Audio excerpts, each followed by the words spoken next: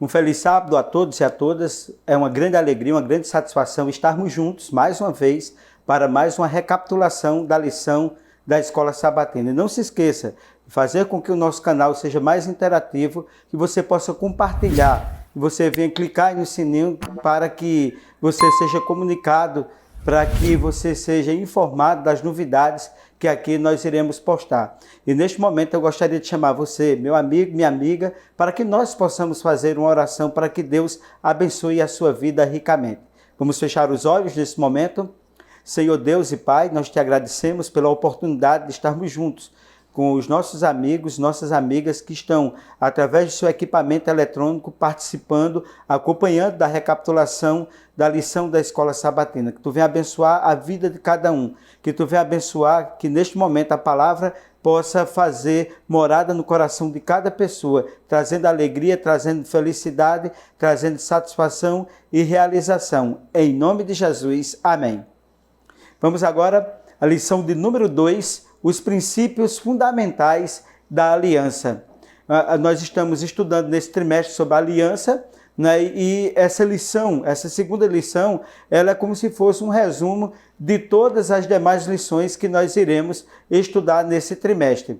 E o texto para memorizar, eu convido você a ler comigo, se encontra no livro de Êxodo, capítulo 19, versículo 5. Vem comigo na leitura?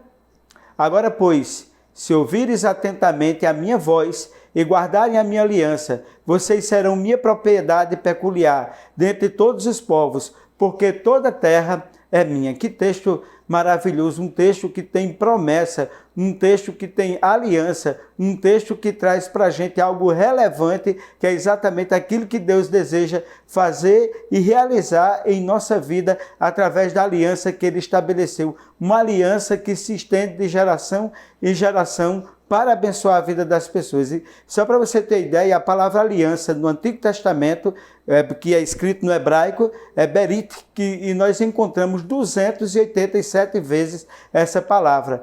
Se essa palavra aparece nessa quantidade no Antigo Testamento, é porque ela é relevante, ela é importante, ela traduz em coisas significativas, em coisas maravilhosas para a minha e para a sua vida, e para o povo de Deus também no passado. E, portanto, é importante nós registrarmos o seguinte, que depois do pecado, Deus apresentou a Adão e Eva, conforme nós estudamos, os fundamentos do plano da salvação. Porque por um homem só entrou o pecado no mundo, pelo pecado a morte passou para todos os homens e a humanidade perdeu a perspectiva. E ao longo da história, ele vem... Deus, nosso Criador, nosso mantenedor, Ele vem revelando várias facetas desse plano, o plano da redenção, que Deus estabeleceu para resgatar o homem das trevas para a sua maravilhosa luz. Isso não é espetacular, isso não é maravilhoso, basta a gente crer, basta a gente acreditar. E Deus, na sua bondade, nos apresenta a salvação, nos apresenta o perdão como um pacto eterno entre Ele e a humanidade. Esse pacto que Deus estabeleceu já se manifestou em diversos momentos e em vários momentos sobre diferentes aspectos até levar o que conhecemos como a frase, o novo pacto. Por que esse novo pacto? Porque ele vai se renovando, é o mesmo pacto, mas ele se renova porque se torna na vida das pessoas, as pessoas vão quebrando o pacto e Deus vai renovando com o ser humano, mostrando a sua bondade, o seu amor, a sua misericórdia, o seu desejo de salvar e resgatar o homem do pecado. E nesse sentido, algumas perguntas são importantes para que nós possamos ressaltar e responder a algumas indagações acerca desse pacto, dessa aliança que Deus estabeleceu e que Deus estabelece. Primeira pergunta, o que significa aliança? Segunda, quais os elementos que compõem a aliança? Terceiro, que aliança Deus fez com Noé? O outro aspecto também, quarto, que aliança de esperança Deus fez com Abraão? Quinto, qual a função da fé nas obras nesta aliança? E sexto, seria a aliança apenas um acordo ou ela está estabelecida apenas como aspectos relacionais? E por último, qual é a essência da nova aliança estabelecida com Deus? Se nós conseguirmos responder e entender a essas perguntas, essas indagações, o plano da salvação ele será relevante, grandioso e maravilhoso na nossa vida. Primeiro tópico da lição, os fundamentos da aliança. Em Gênesis capítulo 17, versículo 2, vem comigo na leitura. Farei uma aliança entre mim e você, e darei a você uma descendência muito numerosa. Veja que coisa maravilhosa, né? Deus está fazendo aqui uma aliança, Deus está fazendo uma promessa grandiosa e extraordinária. E nos tempos antigos, o plano era mostrado através do sacrifício dos animais. E o sacrifício daqueles animais representava e apontava diretamente para um Cristo que haveria de vir. E eles acreditavam num Cristo que haveria de vir. E nós acreditamos num Cristo que já veio a esse mundo, já morreu na cruz do Calvário. E, portanto, a exemplo do casamento, a aliança bíblica define um relacionamento, um acordo feito entre duas pessoas, um homem e uma mulher, uma aliança, um acordo para que eles possam viver, para que eles possam estabelecer um bom relacionamento, para que eles vivam em felicidade. Pelo menos esse é o plano de Deus. E, portanto, como acordo, a aliança contém esses elementos, e esses elementos eles são fundamentais para a nossa compreensão.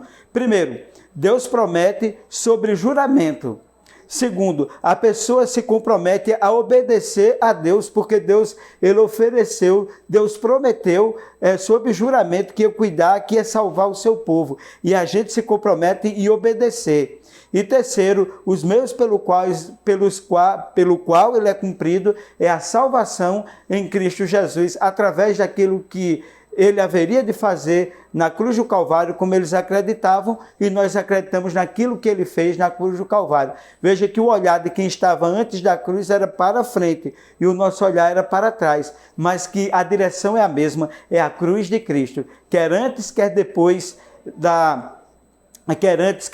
que Jesus morreu na cruz do Calvário para salvar a humanidade. Vem comigo agora na primeira pergunta. Vamos lá?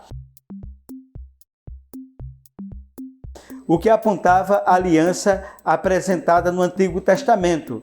Assinale a alternativa correta. Letra A, o Redentor vindouro. Letra B, o Redentor que estava convivendo com o povo de Deus. Pare um pouquinho e pense na resposta. Parou? Pensou? Vamos lá? Exatamente a letra A, o Redentor vindouro. Esse Redentor vindouro, ele apontava a aliança apresentada no Antigo Testamento. Toda essa aliança estava voltada para um Cristo que haveria de vir a esse mundo. Vamos agora ao segundo tópico, a aliança com Noé. Porém, vem comigo na leitura agora, no Gênesis capítulo 6, no versículo 18. Porém, contigo estabelecerei a minha aliança. Entrarás na arca, tu com teus filhos, tua mulher e a mulher dos teus filhos. Veja que agora Deus ele estabelece uma aliança com quem? Com Noé. Havia uma corrupção generalizada da raça humana. E Deus chamou Noé como um homem bom, como um homem justo, como um homem que procurava obedecê-lo, como um homem que buscava a Deus. E Deus fez um pacto, fez uma aliança com Noé e com toda a sua família. Mas esse pacto se estendia a todas as pessoas. Nesse versículo que nós lemos, a palavra aliança, ela aparece pela primeira vez no Antigo Testamento. Ocorre no contexto do anúncio de uma inundação que haveria de destruir o mundo. E, meus queridos, esta é uma aliança bilateral. Deus promete salvar Noé e sua família. Na verdade, Deus promete e Deus quer salvar qualquer um de nós. Para tanto, Noé precisava e deveria construir uma arca e nela entrar. Ele deveria aceitar a promessa de Deus. Deus fez a promessa sobre a aliança, e Noé deveria aceitar o que Deus estava prometendo, a aliança que Deus estava fazendo. Disse, olha, faça uma arca, aceite, e Noé fez. Se Noé não tivesse cumprido a sua parte na aliança, Deus não poderia ter cumprido a sua. Veja, a aliança se estabelece entre duas pessoas. É um acordo entre duas pessoas. Deus fez com Noé e Noé aceitou. E se Noé aceitou, Deus cumpriu a promessa de salvá-lo daquela grande inundação que destruiu o mundo naquela circunstância. Portanto, quando Deus se compromete, ele cumpre. nada pode impedi-lo de cumprir a sua promessa. E agindo Deus, quem vai impedir a bênção que Deus ele quer fazer e ele vai fazer na tua vida? Só existe uma coisa que pode impedir isso, é a nossa teimosia em rejeitar a ajuda prometida, a promessa que Deus estabeleceu. Se eu e você nós não rejeitarmos, Deus vai cumprir, como ele cumpriu na vida de Noé e na vida da família deles. Vamos agora à segunda pergunta. Vamos agora à segunda pergunta. O que pode impedir Deus de cumprir a sua aliança? Assinale a alternativa correta. Letra A, quando não praticamos as penitências. Letra B, nossa teimosia em rejeitar a ajuda prometida. Qual a resposta correta? Exatamente a letra B, a teimosia do ser humano em rejeitar a ajuda prometida. Muito bem, agora vamos ao terceiro tópico, a aliança com Abraão. Vem comigo agora na leitura de Gênesis capítulo 15, versículo 18. Naquele mesmo dia fez o Senhor uma aliança com Abraão, dizendo, tua descendência tenho dado esta terra, desde o rio do Egito até ao grande rio Eufrates. Veja que Deus agora, ele fez uma promessa com Noé, uma aliança com Noé, e agora Deus está fazendo aliança com quem? Uma aliança com Abraão. Antes de estabelecer formalmente a aliança com Abraão, Deus prometeu abençoá-lo e fazer dele uma bênção entre todas as nações que existiam na terra. Em suma, Deus prometeu que daria à sua prole o Salvador, que da sua prole haveria de nascer o Salvador do mundo. De Abraão haveria de nascer o Salvador do mundo. Da descendência de Abraão, e muitas gerações se passaram até se cumprir, que foi exatamente da prole de Abraão que nasceu o Salvador do mundo, Jesus Cristo.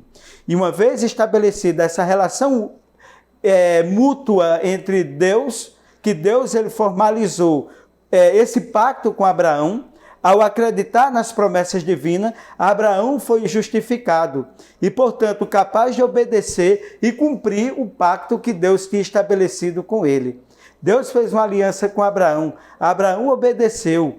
E é maravilhoso nós entendermos isso. Nossa obediência deve ser a resposta de fé ao que Deus ele fez, ele faz e o que ele fará por mim e por você. Abraão aceitou e nós precisamos aceitar. Foi pela fé que Abraão saiu da terra dele e foi para uma terra que ele nem sabia. Deus disse, olha, vá, deixe tudo, abandone tudo. E Abraão ele foi porque ele confiou em Deus.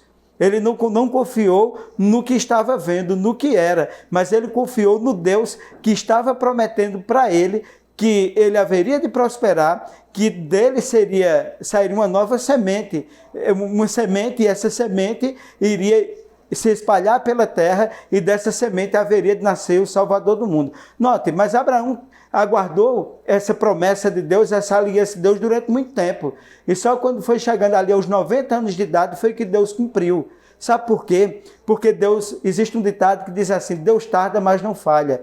Mas eu gostaria de dizer a você uma coisa, Deus não tarda, Deus manda na hora certa, no momento certo. Por maior que seja a luta, a aflição, por mais que você entenda que a promessa de Deus não vai se cumprir, aguarde a hora certa. Como diz lá em Eclesiastes 3, para tudo tem o seu tempo determinado. Que Deus nos abençoe. Assim como Deus fez a aliança com Abraão, com Noé, ele faz comigo e contigo.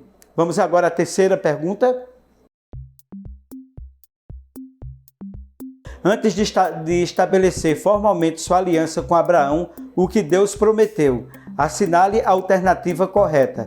Letra A. Deus prometeu abençoá-lo e fazê-lo uma bênção entre todas as nações da terra. Letra B. Deus prometeu abençoá-lo e fazê-lo uma bênção apenas para uma pequena parte do seu povo. Qual a resposta correta? Letra A ou letra B? Vamos lá? Resposta correta, letra A. Deus prometeu abençoar e que Abraão seria uma bênção. Eu digo que você também pode ser uma bênção aonde você está. Seja uma bênção na sua casa, na sua vida e uma bênção para você mesmo. Vamos agora ao quarto tópico. Aliança com Moisés. Eu convido você agora a ler comigo Êxodo capítulo 19, verso 5. Agora, pois, se atentamente ouvirdes a minha voz e guardardes a minha aliança, sereis a minha possessão peculiar entre todos os povos, pois minha é toda a terra. Que coisa maravilhosa, veja que chamado Deus fez, que aliança Deus chamou agora o seu servo Moisés, para com ele fazer uma aliança maravilhosa que resultaria numa bênção para ele e para o povo de Deus, no passado, no presente e no futuro. O pacto que Deus estabeleceu com Israel através de Moisés foi, na verdade, preste bem atenção, uma continuação do pacto que ele havia estabelecido com Noé, com Abraão, com Isaac e com Jacó. O pacto era o mesmo. O povo quebra e Deus renova o pacto dele para com outra pessoa. Ele chamou outra pessoa. Está aqui o meu pacto. Deus estabeleceu, chamou Moisés e fez um pacto. É um pacto de graça, onde Deus toma a iniciativa e dá o primeiro passo em salvar Israel.